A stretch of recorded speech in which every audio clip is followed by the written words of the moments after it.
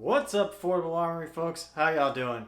Today we're going to be going over how to clean a Taurus G3. If you don't have a G3, maybe you have a G2C or a G3C, stay tuned because this will apply to those guns as well. If this is your first time here, go ahead and click that subscribe button down below so you can find out when future videos come out. Without further ado, let's get into the video.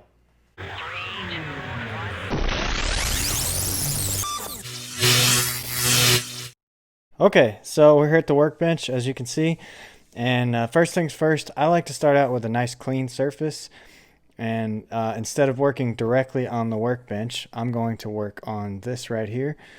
This is Techmat, and I'll put a link to where you can get something similar to this.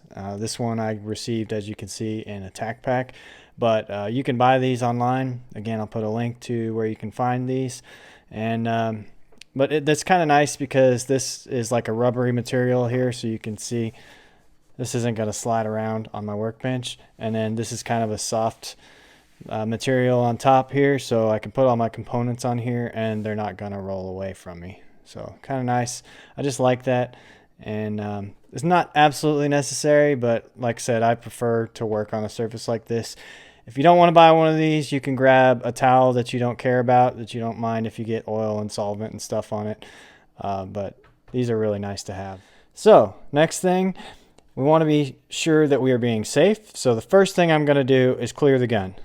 So I'm going to lock the slide to the rear, eject the magazine. There's no rounds in the magazine. And I'm just going to set this to the side because I don't need to clean this. Some people do clean this. I don't recommend using any solvents or anything on it. If you do want to clean it, just wipe it off with a cloth. It should come pretty clean doing that. There are some other things you can do. You can take it apart and wipe down the insides and stuff. That's not really necessary, guys, unless you've been like dropping these things in the mud and dirt and water and all sorts of stuff. So we're going to visually and physically inspect that it is clear. So I'm going to stick my finger down in there and verify that nothing's in the chamber. Nothing's in the chamber. And if you can tell by my finger, it is kind of dirty. Okay, so once we have verified that it is empty, there's no ammunition in the gun, I'm going to send the slide forward by pulling rearward on it, pressing down on the slide release button, and let it go forward. Now I'm going to reach over the top like this. I'm going to pull it slightly rearward, just like that. I'm going to pull down on these tabs, and then I'm going to reach in with my finger after I let it go forward and press the trigger. You see it just came forward just a little bit, and now that slide should come right off. Very, very easy to do. The next thing I'm going to do is remove the recoil spring and guide rod assembly. Just set that to the side, and then I'm going to take the barrel out, and there you go. That is all you have to do to disassemble your pistol.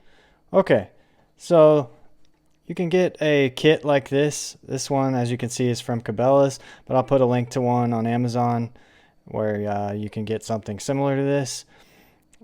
Also, while I'm on that subject, you don't have to buy what I link to on Amazon. If you just feel like contributing to the channel and you need to buy something on Amazon, please consider using my link and then shop to whatever it is that you're actually buying and purchase that item. And either way, as long as you use my link to buy whatever it is that you're going to buy, it helps support the channel. So Amazon will give me a kickback for that. So please consider using my Amazon links for that purpose, whether you buy a pistol kit like this or whether you're buying dish soap or whatever it is that you may be ordering. Anyway, so a kit like this is pretty nice. It's pretty all-inclusive. So you've got some tools in here.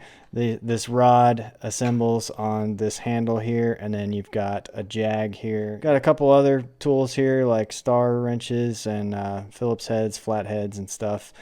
And then the main tools you would use for cleaning, you've got a brush, a wire brush for scrubbing. You've got a mop for cleaning up any residue. You've got your patch holder, so if you're running patches through the barrel, that's what you would use that for, or you can put a patch on a jag here for when you're trying to dry out the barrel. So this kit is nice, but it's really only for cleaning the barrel, and you would still also need solvent as well as lubricant, and we'll get into that here in a minute. So what I prefer instead of that is what's called a bore snake, and this one here as you can see. It says bore snake, and the 35 on there is because it's for 9mm, which is 0.355 or 0.357 or whatever it is, the diameter of the barrel. So this would work in a 9mm, it would work in a 380, it would work in a 357 Magnum, it would work in a 38 Special. But I like these, and I'll show you why. So you unwind it, pull it out, and you stick this in through the barrel, and then when you pull it through, so you've got sort of like a mop area right here. This does pretty much the same thing as what a mop would do. And then if you can see there, there's wire brushes built into there. So this does the scrubbing part for you, and then there's more mop section back here. So with one pull through, I can pretty much clean the barrel. And as long as you haven't shot like a bajillion rounds through your gun, one pass through of this works just fine. Now, I've heard of people that on the front end, they like to put a little bit of solvent on here to help break up any debris that may be in the barrel. And then the brushes here will scrub that a little bit, and then you leave the back portion dry so that it picks up any of the residue left over from the solvent and the scrubbing. Or you could put a little bit of lubricant on the back end, but I prefer not to put any lubricant in the inside of my barrels. Now the next tool that you will need is a brush, and there are different types of brushes out there.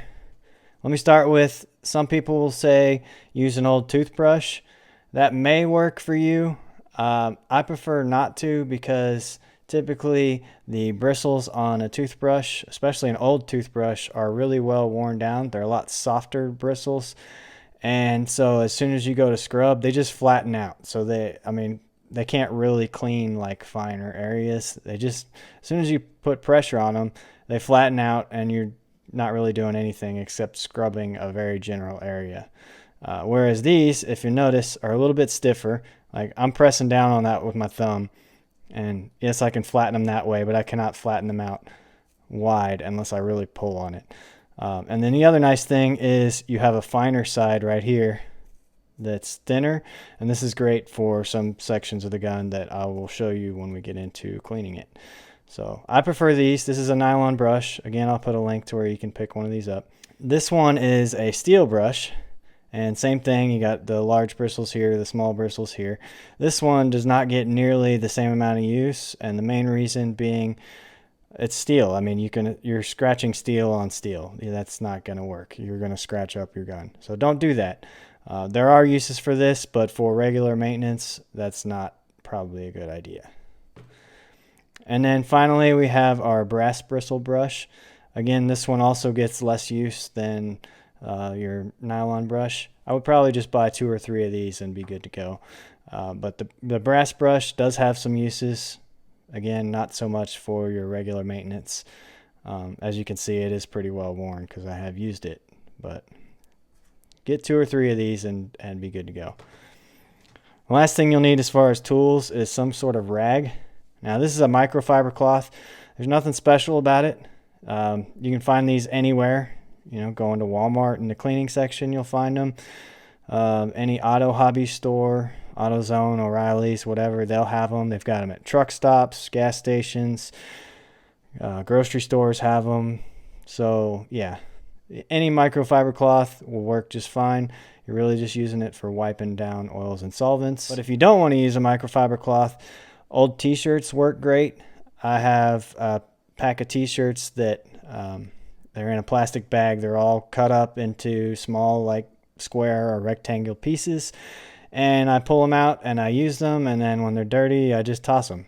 So if they get too much oil or solvent on them, I just throw them away, and then I grab another one. Okay, first off, do not use WD-40.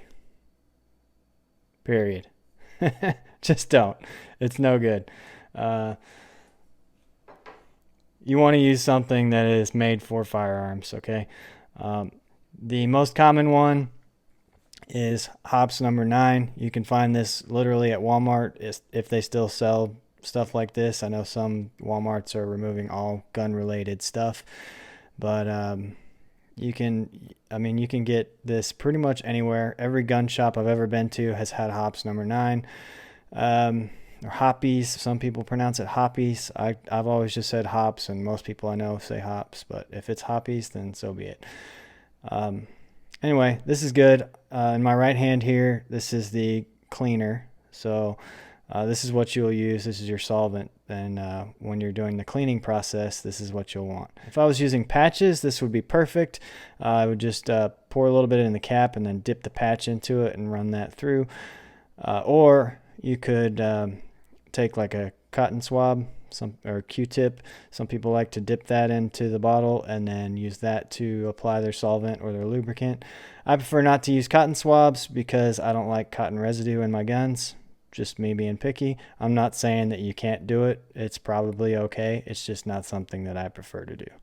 So again, this is your solvent for cleaning purposes, and then this right here is your lubricating oil. This is a spray applicator, so there's a straw for this somewhere. As you can see, it's pretty old. Cap's all busted up from being in range bags and stuff. But there's typically a straw that you put right in there, and then it's taped to the side for storage, and then you can spray it through the straw so that you don't spray it everywhere. Otherwise, it's just an aerosol spray of oil, which would go everywhere, and that would get really messy really quick. But these are good. These are classics. I'm not going to use these today, but just wanted to show you that. Okay, so after hops number 9, you can get into some more boutique type stuff. These 3 products are all made by a company called Breakthrough Clean, and you can see it's clear, which is kind of interesting. But again, solvent, and then they do make a lubricant too, which I don't have one. I think it's in my range bag. And then this one here is more of a specialty. It's for copper removal. So like I use this on my revolvers. That tends to be the only place where I really need something like this. But again, specialty type stuff. This really is no better or no worse than hops number 9. It's just an alternative. One thing people talk about is like they don't like the smell of hops number 9. Then you may want something like this. It's also, again, it's clear, so maybe less messy. I don't know, you be the judge. If you feel like you need something like this, go for it. If I can find a link to where you can get some, I will put it down below. And finally, this is what I will actually be using. Now, it's really hard to read because it's kind of dark, but this is called CLP, which stands for Cleaner, Lubricant, and Preservative, or Cleaner, Lubricant, and Protectant, some people might say. Either way, CLP, if you say CLP, people will know what you're talking about. If you go into a gun shop and ask them for CLP, they'll know what you're talking about. This is a precision applicator. So what's cool about this is you've got this little needle on the end here, and this allows me to very precisely apply the CLP. So that's why I prefer this versus the spray or versus using cotton swabs and solvent and stuff like that. So I'm going to be using this, and you'll see me use it in the video, and maybe you'll understand why this is what I choose. Okay, so the very first thing I'm going to do is clean the barrel. So again, I'm going to take my bore snake here. I'm going to stick it down in the hole, and the way I was taught is you always go breech to muzzle. So muzzle being the end the bullet comes out of, breech being the chamber side. So stick it in this side, and then you'll see it comes out right there. If you watch, I'll just pull it through just like so, and then those brushes will go through just like that. And if you look, boom, that barrel is clean. No extra stuff needed. Now we will do some work on the feed ramp here. As you can see, there's some carbon buildup on there, and there's some carbon buildup around the edges of the chamber. We're going to clean all that up, don't worry. But I just wanted to show you that as far as cleaning the inside of the barrel, some people put way too much effort with those rods and patches and stuff. I mean, that's so much effort changing out from one attachment to another and running different fluids and stuff in there. you guys see I just ran that bore snake through there one time and it's clean. Okay, so next what I'm going to do is, now you may want some gloves to do this. I personally don't care. I'm just going to wash my hands really good when I'm done. As you can see, I've already got some carbon buildup and oil and stuff on my hands. No big deal. I was in the military. I did this tons, and we never used gloves. So whatever. This is just how I learned how to do it. So I'm going to just kind of wipe it with my thumb and get off whatever I can that will just come right off, which is not looking like a whole lot right now. So next thing I'm going to do is find my nylon brush here, and I'm going to scrub.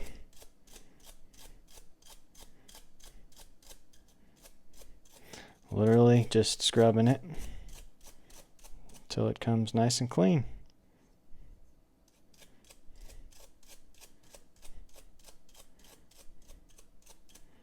You can see it's coming off on my finger there. I'm going to get that chamber nice and clean. And some of you are probably yelling, "Oh man, you're scrubbing that edge of that barrel. You're knocking all that dirt back into the freaking barrel." Yeah, you know what? I probably am. You know what? I also still have my bore snake sitting right there. So if I look at it and some of that debris got in there, I'll run the bore snake back through it. Don't worry. Stop yelling. Calm down. It's okay. You're going to be okay, I promise.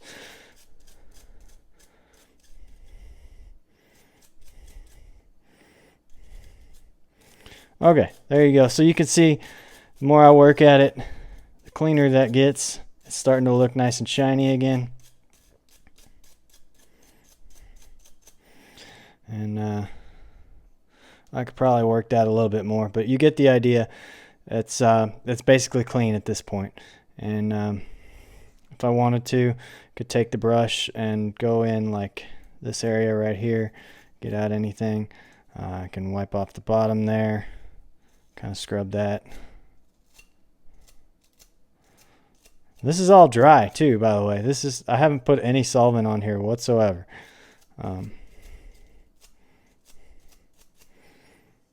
Now, if you are having troubles, what I recommend is take your CLP or your hops number 9 or whatever it is you're using and put a little bit on there and wipe it all over the place. Just absolutely, do this with your hands, rub it around, rub it on the feed ramp. Try not to get it in the internals of the barrel, but all of the surfaces, just rub it around, get it nice and oily, covered in solvent, and then let it sit for like 10-15 minutes. Let that solvent do what it's supposed to do. And then after that, take your rag, wipe it down, wipe off all that excess solvent, and then you can take your nylon brush and go over it again. Just scrub it, because there will still be a little bit of solvent on there. Use this brush to scrub, and then, like, I could probably right now do that. Yeah, see, that even got it a little bit cleaner just doing that, just by using the rag in combination with the brush. So if I put a little solvent on there, probably be even better. All right, for now I'm going to set the barrel to the side because that's about all I need to do to it except for lubrication. Next up is the slide. So what I'm going to do with the slide is very similar. Not really going to touch the outside. I may wipe it with a rag or something, but the outside is pretty much good to go. And if you've got a ported slide or compensator or something, some of those gases and stuff cause carbon buildup on the front edge of the slide. It may be a little dirty, but Taurus, I don't know of any guns that have stuff like that on them, so not too big of a worry. Now you can see right there on the ejection port, we've got a little bit of fouling, so I'm going to try and wipe that off if I can. If not, no big deal. Now the surface areas that you want to focus on are the rails here. So you want to make sure that that is clean and free of debris, that side and that side. You want to clean this area right here, except you do not want to apply any solvent or lubrication right there, because if it gets in that hole, that's where your striker is, or your firing pin, and that channel, if it gets gummed up, will cause malfunctions in your gun. You do not want that. So if you're going to clean this, clean it dry, just like this. Just take your brush and there you go. You can see already. Now you can see the color of it, whereas before it was kind of black. So easy peasy, right? A lot of people overthink this and think, oh, I gotta like cake it in solvents and stuff, and no, not really. This is again where this smaller edge of the brush is handy for these rails here. Just kind of stick it in there and scrub. Brush it away. Just like that. And we're going to do the same thing on this side, which is kind of hard to do because I'm not left-handed. So I'll just turn it upside down and do it. And just like that. And then again, this surface right here, look at that. All I did was wipe it with a cloth and it's nice and shiny again. That was easy, right? Don't overthink this, guys. Don't overthink it. Just use your rag and a brush. And if you're having struggles, put a little bit of solvent on there, and I mean a little bit, and then let it sit, and you're done. I mean, wipe it clean, scrub it one more time, wipe it again, and there you go. I mean, the slide is clean. It was that easy. So now what I'm going to do is, while I'm waiting, I'm going to go ahead and lubricate this. So I'm going to take my CLP applicator here. And what I'm going to do is, see how this will stand up like that? So I'm going to put one drop right there on the slide rail. One little drop. The same thing on this side. One drop right there. Okay. And now what I'm going to do, stand that on its edge just like so. And let gravity do the work for me. So that lubricant is now going to run itself down through the rails. Now, recoil spring and guide rod, this is easy. Take your rag, wipe it, wipe it, wipe it, wipe. As I like to say, wipety wipe wipe. That's an affordable Armory term. Wipety wipe wipe. Copyright 2020, affordable Armory. Actually, copyright 2019. I said it in a video last year. Wipety wipe wipe. There you go. Boom. Set that to the side. Don't need to do anything else to that. You can put a drop of oil on there if you want. Not really necessary. Onto the frame. This is the part that is probably the dirtiest of all, but it's really not that difficult. So as you can see, the feed ramp is sort of dirty. The slide rails are sort of dirty. And some of the rear components here, your ejector is kind of dirty, but no big deal. It's easy to clean up. We're going to do this pretty much the same way we did everything else. So start by just trying to wipe some of it away. And look at there. See? Just wiping it. Comes clean. A little bit at least. Look at that. See, it's already shiny. Do the same to the rear rails here. Okay. The ejector.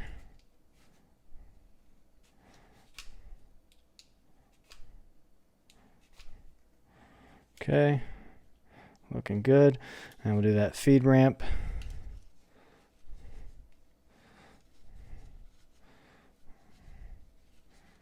Okay.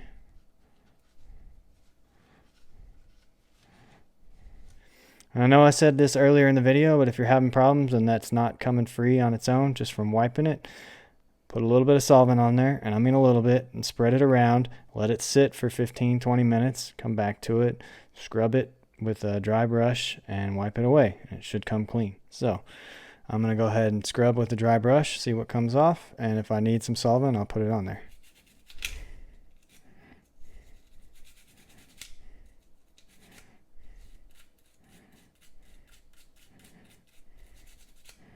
There you go. See? Nice and clean. Just from dry scrubbing, guys.